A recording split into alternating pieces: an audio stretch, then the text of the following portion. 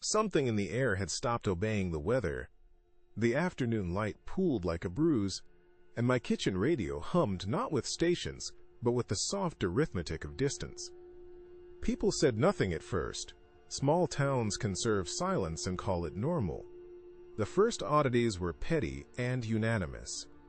Strangers in the cafe repeated the same odd turn of phrase. Two separate dogs refused to cross the same alley. Rain puddles reflected an angle that did not belong to anything above them. A child's drawing of our street showed a pair of parallel lines where the sky should be. I kept a notebook because keeping track felt like a kind of prayer. Then the edges began to fray. My reflection lagged. It would smile a breath after I did. Faces in photos exhaled, and the air smelled of iron at night. Neighbors forgot names in the middle of sentences as if someone, somewhere, were erasing marginalia from a ledger they no longer needed. Sleep thinned into discrete fragments, and a tone under the normal sounds shaped itself into a pattern that translated into numbers where there had once been words. Paranoia is a small, honest animal compared with what took its place, a scholarly terror that cataloged possibilities rather than screaming. I started to speak aloud, coordinates, poems, nursery rhymes, testing what the thing on the other side of perception would answer. It answered by rearranging geometry.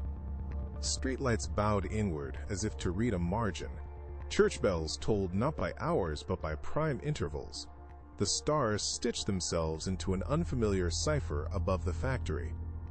When it finally made itself apparent, it did not arrive in flames or teeth, but as a kind of patient arithmetic.